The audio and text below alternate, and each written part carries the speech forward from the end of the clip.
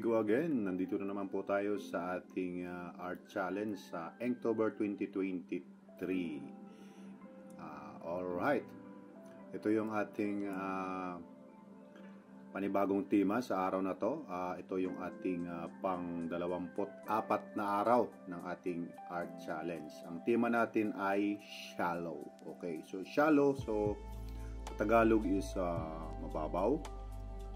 So, ang naisip nating concept sa ating illustration ay dalawang mag-best friend or magtropa or magkaibigan ay naglalaro sa tabi ng ilog o sa batis, maybe ganon.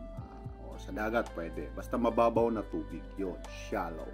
So, most of us, marami tayong mga karanasan or mga memories sa ating kabataan sa kasama yung ating mga tropa. Napakasaya po, di ba, na maglaro sa tubig kasama ng mga tropa natin.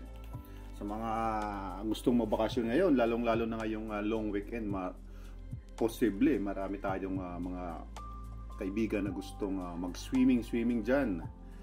Good luck guys sa ating long weekend. Alright, makakapagpahinga tayo and then makakapag relax, and then pwede natin gawin yung mga bagay na hindi natin ginagawa masyado, na hindi related sa ating mga trabaho. Sa mga katulad nating full-time employee, hindi na tayo masyadong nakakapag-relax most of the time.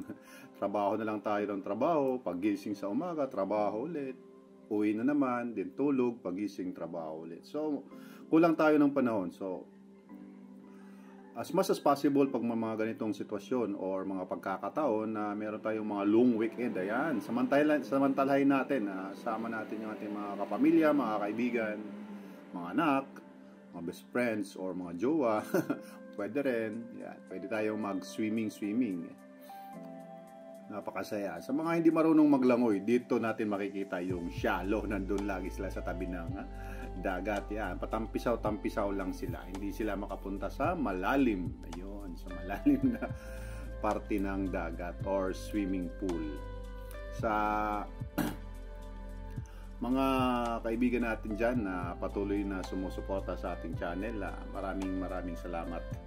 At sana patuloy din kayong mamanood sa ating mga susunod pang mga video. Alright. So dito ang ginamit nating pin is 0.05 lang, and then para hindi siya masyadong mataas yung contrast. Hindi tayo gumamit dito ng brush pin. Kagaya ng mga nakaraan nating mga illustration, mostly gamit natin yung brush pin. Alright. So, yung paglalaro sa tabi ng dagat ay sadyang napakasaya. So, mag-ingat lang sa mga hindi marunong maglangoy kung pipilitin yung pumunta sa may malalim na parte ng dagat or kahit sa swimming pool, pwede kayong malo. So, mga mag-outing ngayon na long weekend, enjoy nyo lang po. Then, mag-ingat din sa mga maiwasan natin yung mga hindi inaasahang disgrasya sa dagat. Alright, sa mga biyahe naman, mag-ingat sa pagdadrive, yun din po. Then, kung meron kang time, manood po kayo ng ating mga video dito o kung ma-relax naman din kayo. Alright. At ito nga yung ating pang 20 araw. And then, malapit na natin matapos yung ating art challenge sa buwan ng Oktubre. Ito yung 2023. Hopefully, hindi na natin to mauulit next year. So, this is my last time na gagawin ko tong Inktober challenge. Kung pwede man ako mag-pinon ink, gagawin ko na lang for sa sarili kong kagustuhan or for pleasure na lang or gumawa ng ibang karakter. Alright, so medyo hassle din itong Inktober dahil araw-araw mong gagawin. Kaya hindi nga din ako masyadong makapag-edit ng video, pero patuloy po natin ginagawa araw-araw ang challenge na to. Ginagawa natin to para sa ating sariling improvement upang matuto tayo o masanay sa pin and ink. So sa mga kapwa ko artist, patuloy lang upang mag-improve yung ating skills sa pin and ink illustration. Alright.